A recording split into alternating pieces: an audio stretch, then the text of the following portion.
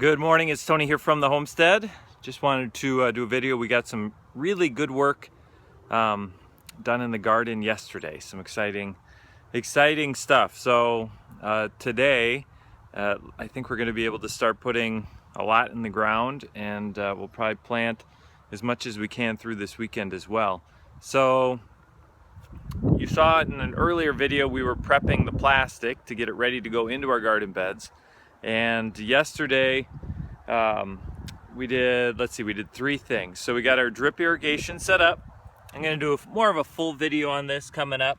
As you can see here, this is our main drip line that comes from the hose, and then these are called drip tape, and this has little holes in it that drips water out of it. So depending on the crop, this one has two drip tapes in one bed. Depending on the crop, you have different intervals of the drip tape. So tomatoes, for instance, there's just one row of tomatoes down a bed, so it just has one line. This is peas, there's two rows of peas in a bed, and so we've got two lines. And so we got all that set up, got all those lines run and staked down. We tested it, everything worked awesome. Of course, we tested it before we put the plastic down. And so now we've got our black plastic woven fabric down for the beds, and then we'll just plant right into that, and then we'll have our watering happening automatically every day. The plastic will help us with weeds. There's still going to be some weeds, there's always some weeding to do, but this should help eliminate some of that weeding. And then once we get stuff in the ground, we just set up that watering timer and away we go. Like I said, what we found is there's really no 100%, there's no easy button in gardening. I'll just say that. There's always going to be work and challenges that happen, but our goal is to find, with a busy family and lots of stuff going on, to find the best way to do it that fits into our lifestyle. And so these are some of the tricks and tips we've been picking up from others and putting into place on our own garden. So we've got down on the end row of tomatoes, and we're gonna have bush green beans, 3 rows per bed there. Another row of tomatoes.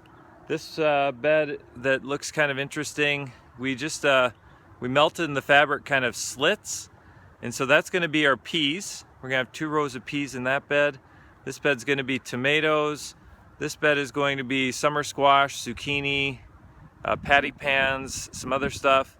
This bed is going to be cucumbers and dried beans. And then the far bed is going to be brassicas. So that would be stuff like broccoli, Brussels sprouts, maybe cabbage will go in that far bed. And that far bed gets the most shade, and the brassicas like it a little bit cooler. They don't like as much of the heat, and so we tried to tuck them in there. We also tried to be strategic here because the green beans and the peas are planted kind of in between the tomatoes here. And partially that's because green beans and peas are more of an early season crop. Those will come up. The peas, for instance, should be done sometime in July. Green beans will be really picking heavily late June and July. And so when the tomatoes are really kicking off in August and September, hopefully the green beans and peas will be a little less vibrant.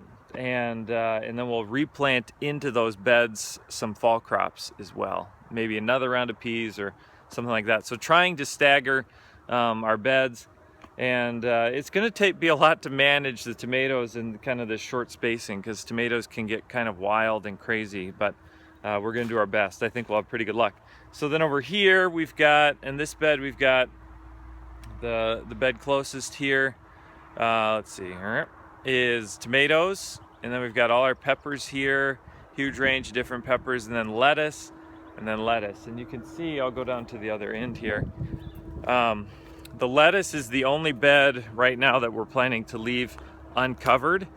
And so we've had, that has its share of challenges with weeding and stuff, but we tried to use some of our more established beds. So you can see here's our lettuce coming up, and